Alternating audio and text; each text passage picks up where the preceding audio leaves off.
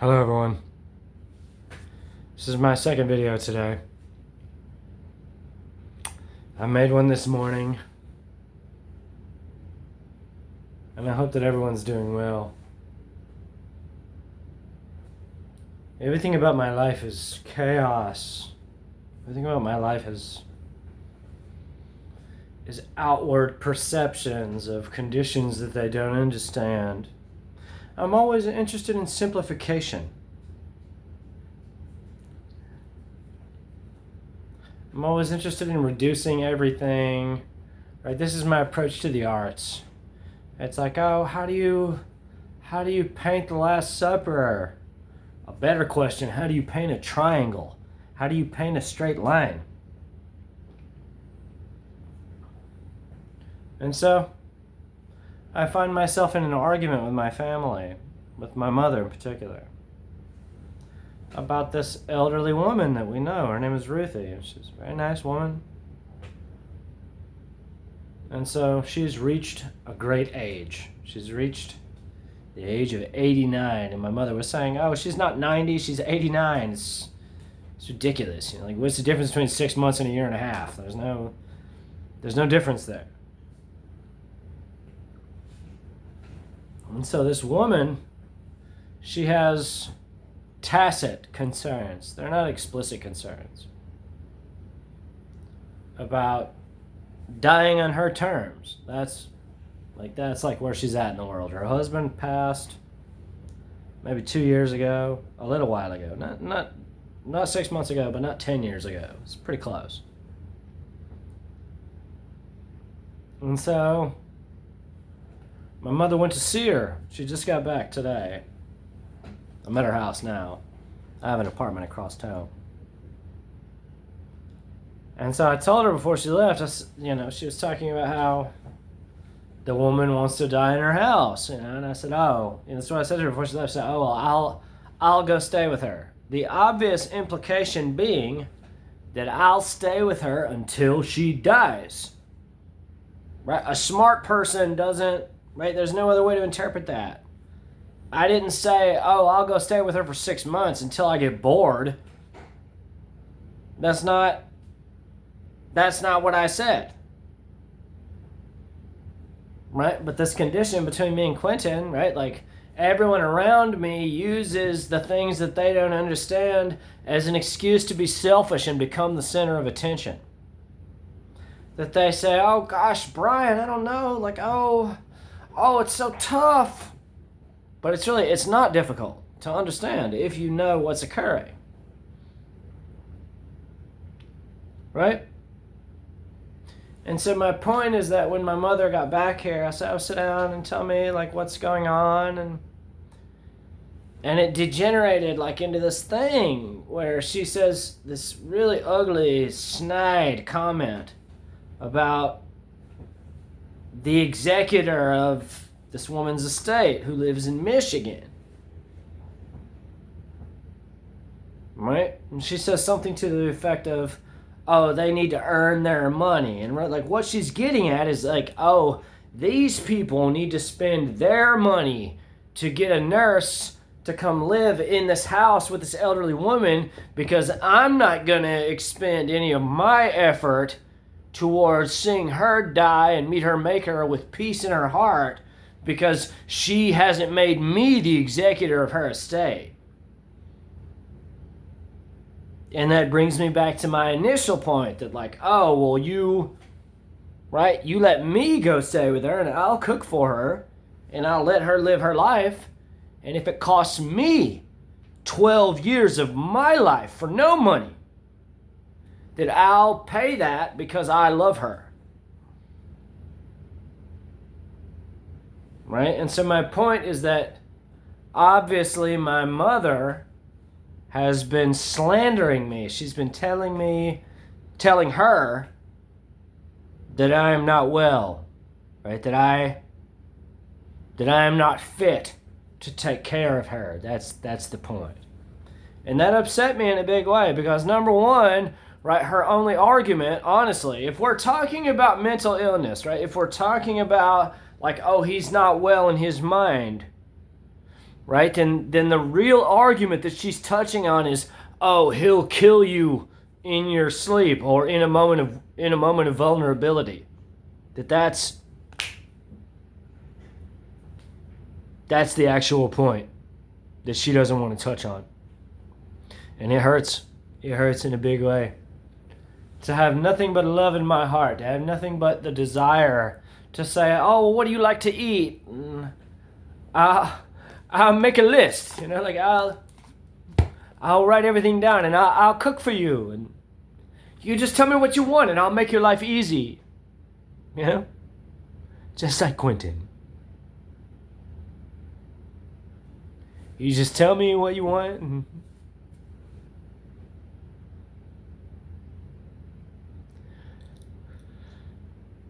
so the point is that me and my mother just got in a huge argument. And she was like all upset. Like in her mind, she feels that I'm siding with the people in Michigan, right? But like what I'm saying is that like I'm giving this woman the right to die on her terms.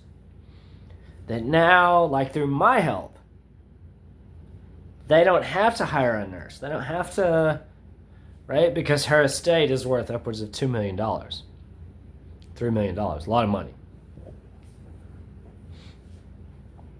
I don't care about money. Doesn't interest me. I care about human experiences, communication. Right? But if my mother went out of her way to tell her a half-assed story about what's occurring with me because she doesn't actually understand completely the condition between me and Quentin Tarantino, because Quentin's a famous guy, then by default, she can't say, oh, well, my son's prepared to come live with you, because then she's doubling back and saying, well, while my son's not well, he's also prepared to come stay with you. You understand what I'm saying right now, right? That it's easy logic.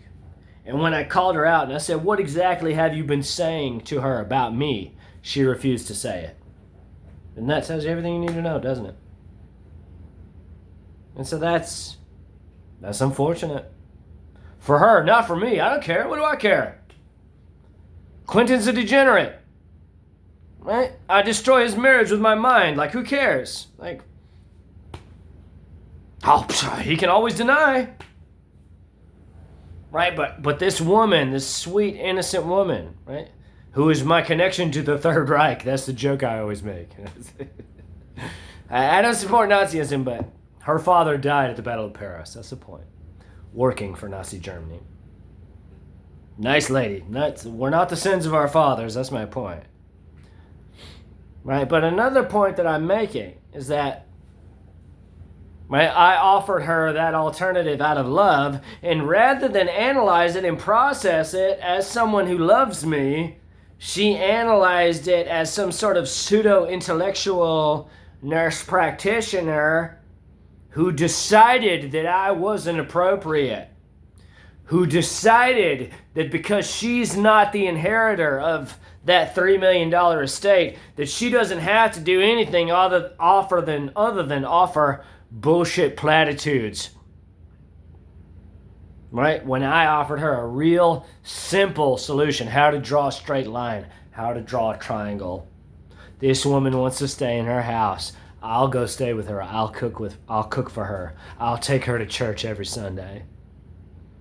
Boom, easy. No need to overthink anything. And I suspect that her husband, who has passed, smiles on this idea because he knows that I have a loving heart. Right? Again, the only argument is that I would hold a pillow over her head. Absolute malevolence or illness, right? Like that's the only two, right? There's no middle ground there. If you don't trust me, it's because you think that I'm so unwell in my mind, right? That I'm either outright evil and would kill her because I'm evil, or I would kill her because I'm so unwell I see something evil within her. Right? It's all kind of the same, isn't it? On some level.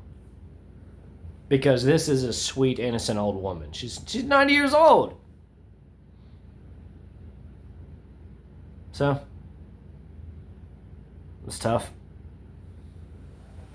It's tough to look the world, like everyone in my life, and say, this is what's occurring. And because no one around Quentin, because they all insulate his evil about the movie critic, right? He doesn't have to say anything about any of the psychic bullshit. Like, he doesn't have to, like, I acknowledge that. I recognize that. Right? But for him to say, no, I'm not acknowledging him at all. I'm not recognizing that that's the reason I canceled the film. That harkens to an innate depravity and evil within him. Right? He doesn't have to say anything about any of the psychic bullshit. Right? All he has to say is, yes, I canceled the film because of him. I gave him a chance. He blew it. That's it. That's all he has to say. He can lie. He can produce the document and say, oh, this is where I told him to question me about cinema speculation. That's a lie. That's an outright lie. But that's like, right? Like, that's a semblance of truth.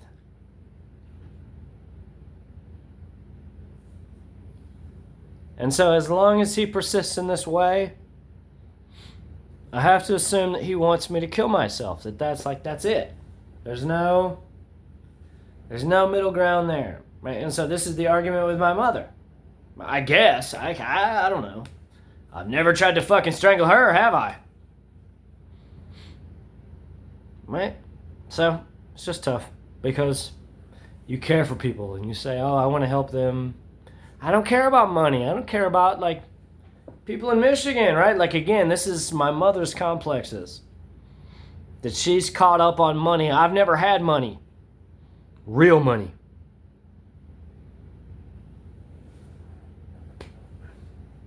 Right? That she says, oh no, they need to earn their money. Right? Like, I thought that's a fucking ugly statement. That's an, oh no, I don't have to actually care about you because your husband, right, your dead husband, put your estate in the control of someone else that's outside of my control. Therefore, I can just say, oh, la-di-da, I'll go to church with you. So,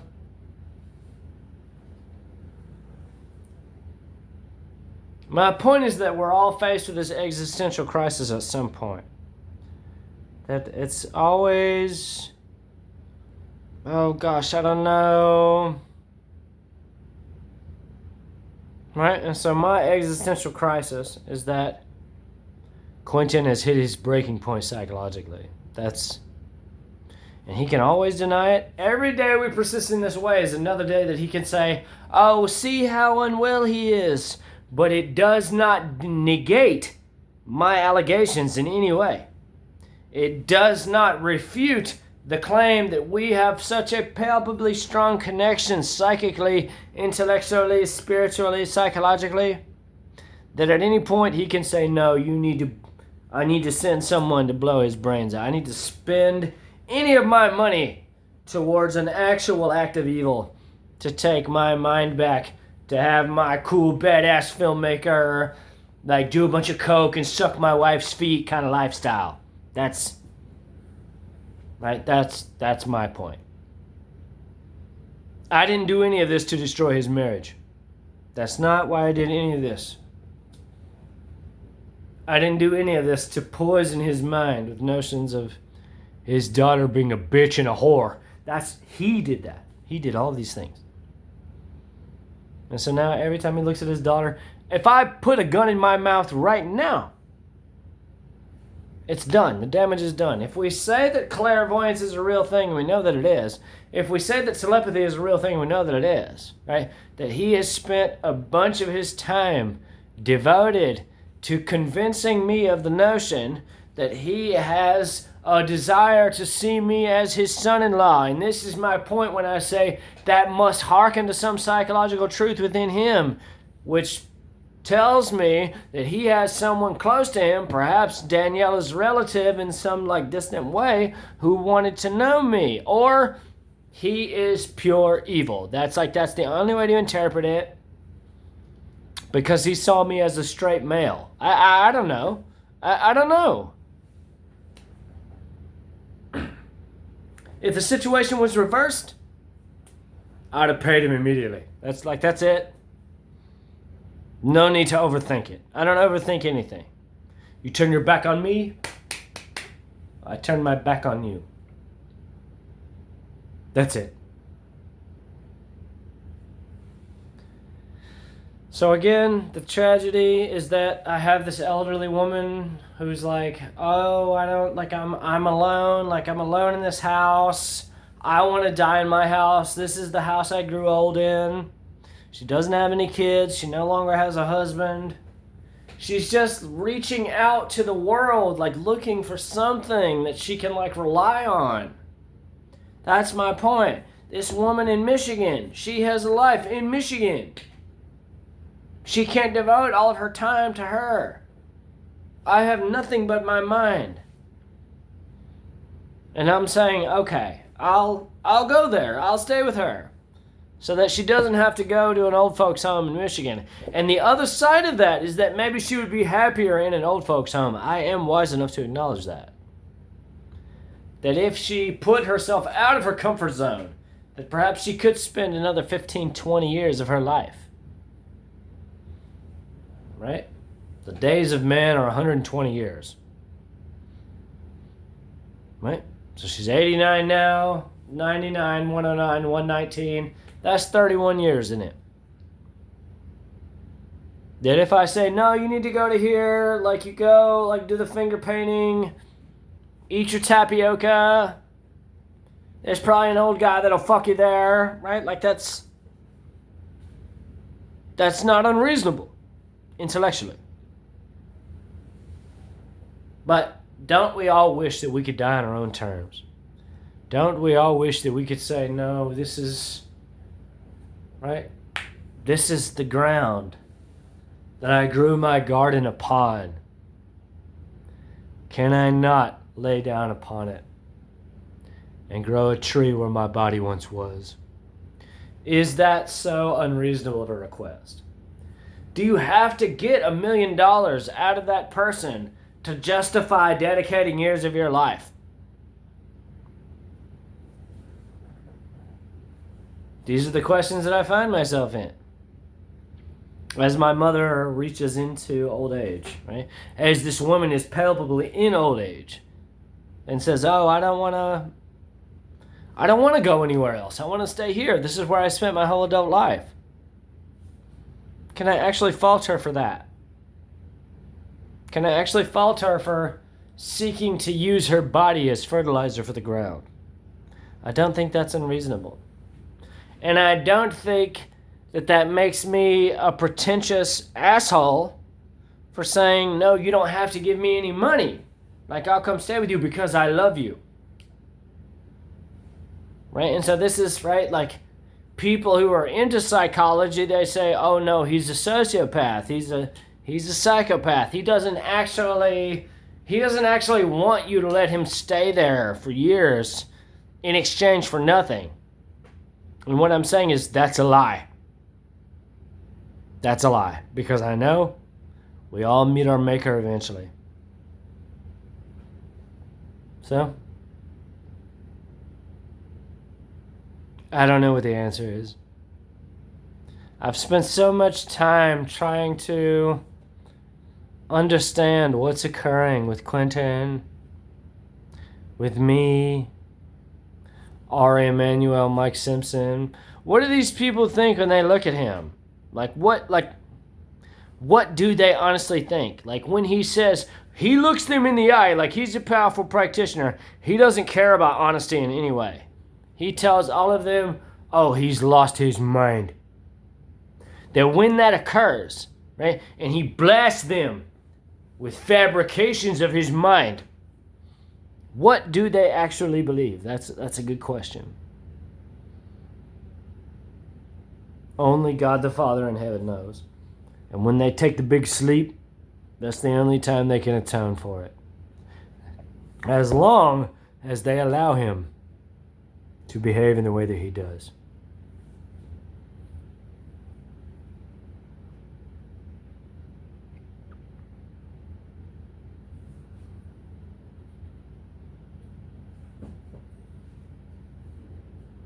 I know that I have no choice but to endure. I know that I have no choice but to talk about it. To say, this is the world. To say, there is this thing called love, which is supposed to circumvent everything. Truth. Beauty. Goodness.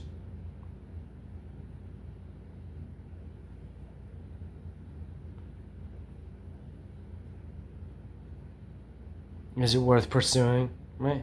Is life nothing beyond some sort of mechanistic temporal expression of power? How much force can a screw push into a book binding? I don't know that I know the answer. I don't know that I know. Oh, it's so nuanced. It's so sophisticated. So, uplift your soul to God. Know what's good in your life. Hold those dear to you close. Nothing is for nothing. Everything is for something. You don't have to make money to be a good person in the world. You don't have to... Every action that you do doesn't have to be towards some mechanistic, mechanical, material, monetary gain. That when you define the parameters of your existence to say, oh, everything that I do, every action that I make, every expression of my energetic material body is towards the congruing, towards the amalgamation of material money, of material power, then you betray the light within your imagination. Then you betray that moment between heartbeats and every other spiritual insight that you can never deny or acknowledge outright. God bless.